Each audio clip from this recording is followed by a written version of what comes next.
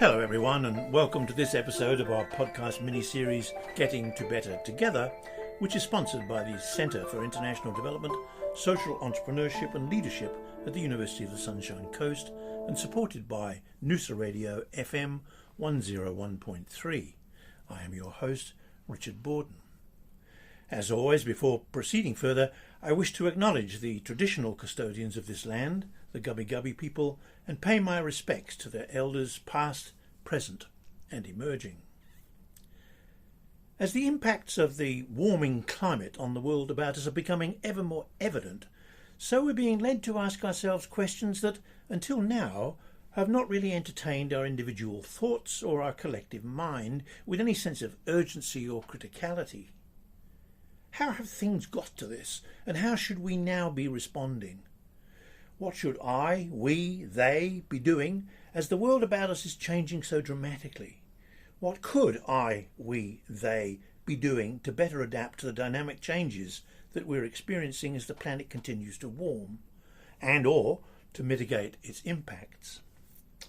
The bush is burning with increasing frequency and ferocity, destroying everything, including houses, in its wake. Whole townships are being isolated by raging floods following drenching rains. Our beaches are being eroded and the foundations of our foreshore houses are being washed away by rising tides and violent storms. Extended heat waves are posing very severe health hazards, particularly to the elderly and other vulnerable members of our communities. Prolonged droughts are depressing farm productivity and distorting the availability, accessibility and affordability of food. And it's already costing a mozza. What do we do in the face of all of these circumstances that are only to get more extreme as the future continues to unfold? And perhaps more basically, what do we need to know and to understand as the basis for the actions that we need to take? In a recent episode in this mini-series, I talked of the significance of three different ways of knowing and bodies of knowledge, which have really emerged as incredibly fundamental in this modern industrial era: ecological, economic, and ethical. These, I argued, were not just appropriate but critical foundations for responsible judgments in the face of current and potential challenges to our current ways of behaving. Ecology reveals the nature and significance of interrelationships within nature and between living systems and their dynamic environments, including, of course, the climate, the atmosphere. Economics helps us to understand costs and benefits, optimal resource uses, and consumer choices, while ethics allows us to adjudge our actions from the perspective of moral concern for the good, the just, the fair, the equitable, and the responsible. What does all this mean in practice? Can we provide examples of where these three ways of knowing have helped us, are helping us, to at least clarify the issues? In today's episode, I want to explore some of these matters with my guest, Dr. Jane Palmer. Welcome, Jane. Nice to be here, Richard. Jane is an adjunct fellow at the University of Technology in Sydney. Her research interests, including the use of storytelling methods in post-conflict or marginalised communities to explore the processes of trauma, grief, resilience and adaptation. She has undertaken field work in Indonesia and in regional and remote Australia and has published in the areas of ethics, fieldwork methodologies, Indigenous studies and future studies. As I understand it, Jane, you started your fieldwork in Indonesia in Aceh only about half a dozen years following the truly terrible tsunami that hit there on Boxing Day 2004, that took over 160,000 lives, destroyed countless villages along the coast, and displaced a literal multitude of people from their homes and places of business. It was clearly an ecological disaster that's been associated with overwhelming economic consequences while presenting a host of ethical challenges when responses are being considered. Jane, could you give us some indication of the nature of the impacts and the consequences and challenges of that terrible event and some of the ethical aspects that have arisen in response? Thanks, Richard, for that introduction. I guess one of the ways to approach those dimensions of drastic disaster, like a tsunami, is for me to tell you a story, perhaps, about an Ibu whom I interviewed in Aceh, who lives in a seaside village, a very poor seaside village where livelihoods are mainly based on fishing and small crops in the mountains, like growing chilies and onions and so on. Mm-hmm. So the village is very beautiful. As you approach it, it's on this beautiful bay of calm silver water. The people there are just really wonderful people, but their entire village was completely obliterated by this 15-metre high wall of black water that landed on the shore on Boxing Day 2004, and I was there in 2008. So it was very recently after the tsunami, and I spoke to this Ibu who was 90 years old, and she talked about how people had returned to that site to rebuild the village several times, and in fact there'd been two tsunamis she'd lived through before the Boxing Day tsunami. Wow. And you could see some of the villages actually sunk into the ocean, and if you take up yourself in a helicopter, you can actually see a drowned mosque out in the ocean, which one archaeologist has been studying. So I talked to her about what happened during the tsunami, about the numbers of deaths, massive, huge numbers of people in the village died. But she said she wanted to return to that place because it was where livelihoods, her children's and her grandchildren's livelihoods were. And what the government, of course, had done, they said, well, look, you can't go back and resettle after the 2004 tsunami. We're establishing a 2-kilometre no-go zone along the coastline for people's safety, and because it just would have been another economic and human disaster.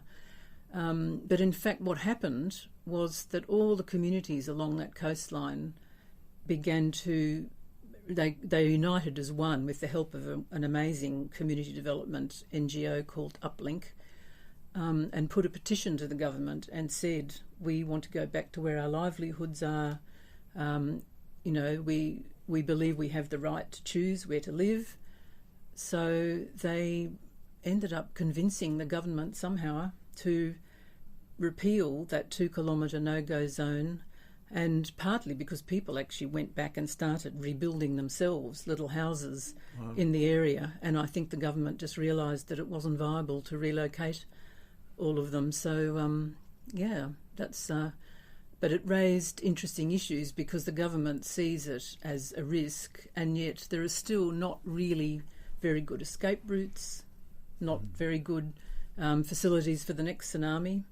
So those people remain very, very poor and very poorly serviced, even though they've been allowed to go back into that zone. So I think that's an issue about what we do to support people, and whether resilience amounts to simply going back to being as poor as you were before the tsunami. But it makes an interesting issue, doesn't it, in terms of where we talk about getting to better together. Implies the fact that we're talking about the future that will be better. Whereas in many circumstances, and this may well be one of them, at least for short periods, is that it's getting to better together by going backwards, by going back to where we were before.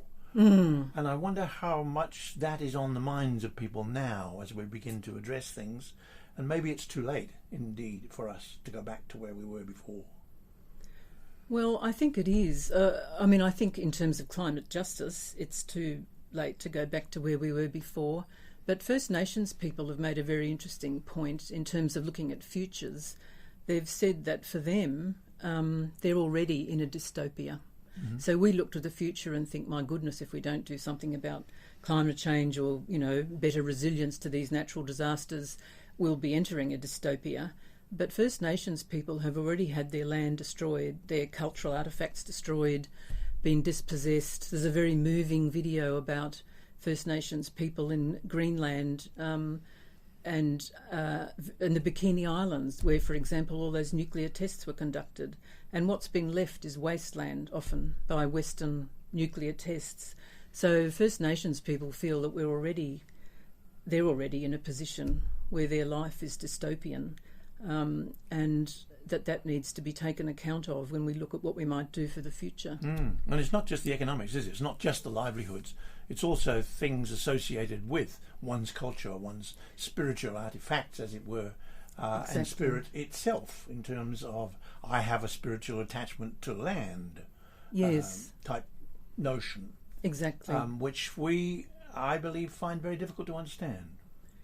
Yes, I think we do. We've learnt nothing really from Aboriginal people in Australia or from people in the Pacific Islands or the Americas. I think we've just seen land as a commodity, and it's not country, it's just land. And you can clear it and you can make money out of it. And I think that's that's something we could learn. I think First Nations voices are becoming stronger in that regard, and the Rio Tinto blowing up of Junkun Gorge was an example of where that's being brought to public attention. But I think commodification of everything is the way we've gone, and now we're paying a price for that. Listening to the stories of people in Aceh, particularly the elderly, who've been through, as you've suggested already, a number of natural disasters already, plus presumably also political and social ones prior to, within a lifetime, for instance. What have you gained in terms of what people really want? In terms of going back to the past, presumably if the past was particularly violent, they didn't want to go back to that. But what was it they were trying to avoid? If they had a vision, what would their vision be, do you think? Well, I think they probably want for themselves, and most for the next generation, which is what they referred to all the time. I interviewed mainly older people. All of them were concerned for future generations, and what they wanted was safety and security, because there had been the 30-year conflict, secessionist movement in Aceh, and the conflict with the Indonesian military as a result, which had killed many, many people. So I think possibly 10,000 people had died as a result of that conflict before the tsunami, and another 170,000 people died as a result of the tsunami. And the tsunami, in a sense, was a circuit breaker. So I think the Indonesian government realised that they couldn't continue to let their military wreak havoc in the province of Aceh when Aceh had just gone through this terrible event. So it did bring about a peace process, which was brokered in Helsinki. So I think that's why one of the things that concerned those people, even when I talked about the tsunami, to them that was more an act of God. And I think that's another interesting ethical and political issue, because actions by the Indonesian military were seen as acts of humans, and people would say things like, I can't accept that. I can't accept that a fellow human being would torture or do this to my family. Whereas the tsunami, as an act of God, somehow doesn't wreak such spiritual and psychological devastation. I think it's something they've lived through before, and yes, it killed many people. But I think as climate change, which is anthropogenic, progresses, they are seen certainly by activists at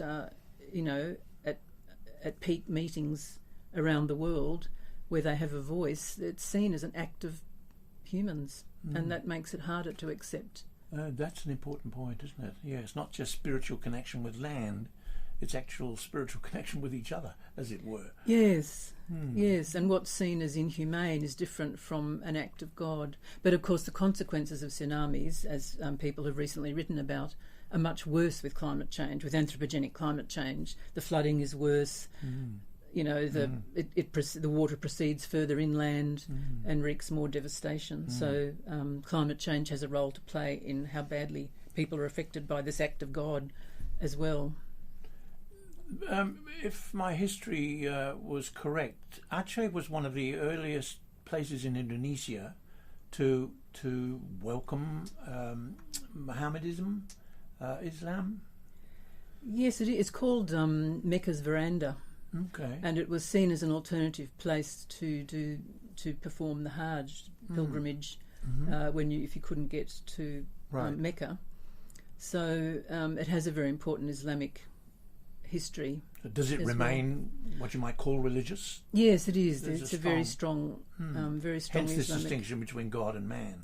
Yes, and a very great gentleness. I think people have such the wrong idea of Islam. I remember one old man, and the other people in the room agreed with him. He just said, he asked me what religion I was, and I must admit I slightly obfuscated and said Christian, when in fact I'm not really any religion. And he just said, your religion is your religion and our religion is our religion. And there's a huge gentleness and acceptance of all sorts of things. And I just think that people forget that it's actually a very kindly and very, very community-minded, caring for each other religion as well. That's certainly also my experience working with Iranians and in Iran.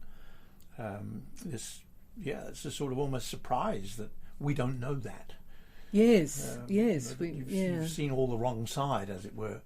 But that's also true of most religions that I can think of. Yes, and the media, of course, loves the stories of the three Islamic individuals who did this, or So I think their religion has helped the Archanese to survive. But on the other hand, they haven't received, in my view and in many people's view, I think the support they need to be resilient in the sense of feeling that safety and security for the future.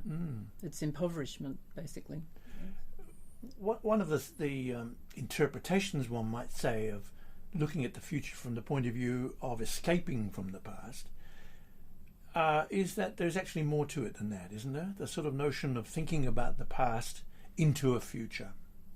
So there's a nexus between the past and into the future without seeing it from the point of view of escaping the bad. No, exactly. I mean, the people's history is hugely important for their future, and I just think that yes, I'll have to pause here because I need to think that through. But it's a very history provides people with a great deal of strength and resilience and identity and all sorts of things, and it's a continuum, and if we don't, the whole process in Australia at present of truth-telling treaty and voice, the truth-telling is learning about the past and acknowledging it, and for the settlers, acknowledging the pain that was caused, and without grasping that nettle, rather than simply trying to trample it and avoid it, I don't think Australia has much. It has a haunted future, basically. I think we're going to be always haunted by that denial and obfuscation, I think about that a lot, and regular listeners to this podcast series will know I often reflect upon that statement about paying my respects to the elders,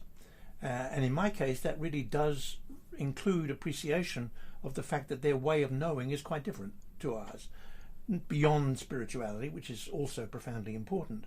But the notion of the way they understand reality, they being Indigenous peoples virtually everywhere in the world, the understanding the nature of reality and their, as humans, their role in it, their functions within it, their part within it, and so on, and also the way they then create knowledge, quite different from the sort of reasoned Enlightenment science, so-called, the scientific way of looking at things, with evidence that we base then on theories that we ourselves create.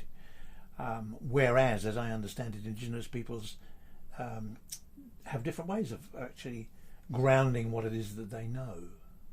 Yes, I believe they do, and I can't speak for them because I would get it wrong, almost certainly. I feel the same. Yes. But yes, there is. That's part of the reason for, the voice, I guess, and truth-telling is perhaps we might learn to understand a little bit better those different epistemologies, and I think we have a lot to learn, but even if we don't end up somehow in confluence with those other epistemologies, at least it might create more respect for the people who have different ways of knowing. Is ways of knowing and knowledge. And yes, so on. And it's just to me that transdisciplinary approach of coming to understand another's epistemology. I think often our epistemologies are just completely incommensurate, and you can't understand it, but what you can do is respect it and somehow work with it. Well, I think about that in terms, if I look at political statements about what the voice is about,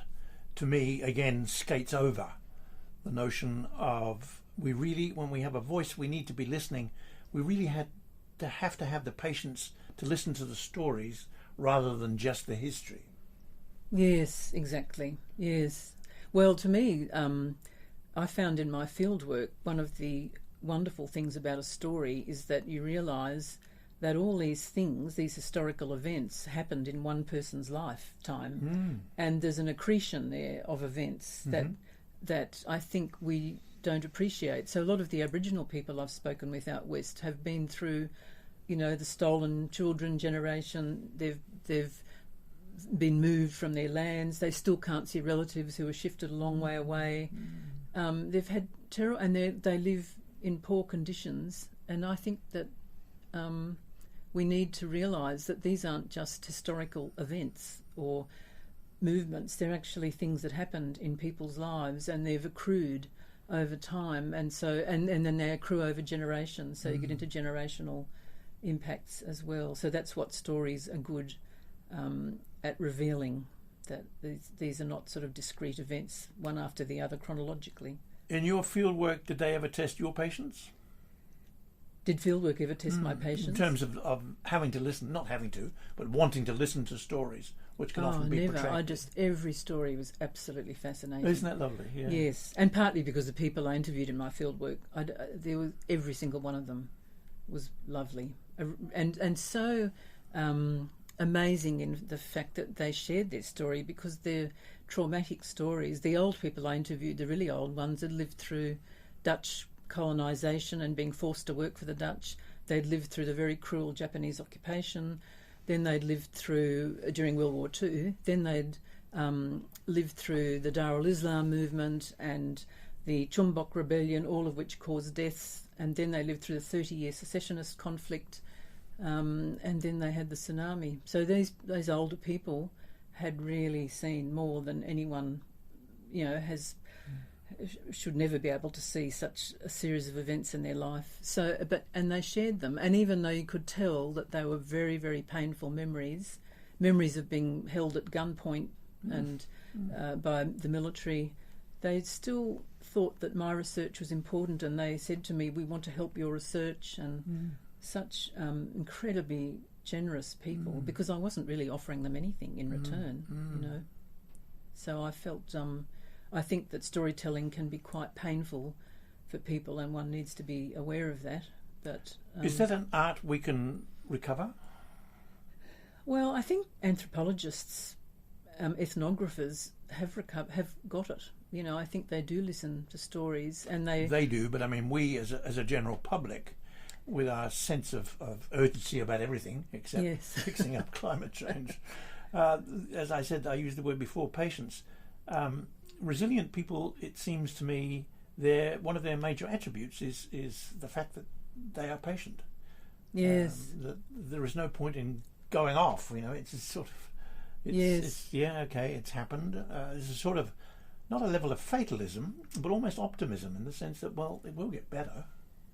Yes, or we'll get through this. Yeah. Yes, combined with grief. Grief's a very strong feeling as well in all those people, because they all lost children and spouses and grandchildren. Lots of little babies died in the tsunami in Aceh. So, but yeah, I think in terms of storytelling, I just don't know whether we do that very well. I mean, obviously the ABC does stories. People love to listen to stories. Australian Story on the ABC is presumably well watched. So there's a kind of yearning for stories, but there's also a warning that others have issued to not kind of homogenise stories. So, for example, people talk about the refugee story or, the survivor story, and yet every refugee has their own story, and I think that's where patience comes in. That's one of the faults of history, isn't it? That Yes. we just generalise and homogenise events as if we all did that. Exactly. But of course we didn't. And as if one person didn't live through all of them. Yeah, that's right. That accrual of trauma. Yes. I think Uplink is an extraordinary NGO because they worked to rebuild houses in Aceh after the tsunami, and they were so patient. They literally, one person described them as relentlessly community development oriented or community engagement oriented. Nice criticism. And they, yes, they spent. It took it longer, but they in enabling the entire community to be involved in planning and rebuilding. It apparently rebuilt social capital. It meant that women were involved in decision making and building as well as the men. It was an extraordinary process, and yet it does take time, and you've got to listen to what people really want. Yeah, and hear. Yes, yeah. Jane, this has been terrific. Thank you for your stories. Oh, it's been a pleasure, Richard. The extraordinary breadth and depth of your scholarship in terms of trying to understand all these immensely complex issues again illustrate to me the point of the significance of ecology, economics and ethics, because it, from my perspective, helps me make sense out of all of this complexity. So thank you so much. It's been a pleasure, Richard. Thank you for inviting me. And thank you all for listening, and I look forward very much indeed to our next episode. Thank you and goodbye.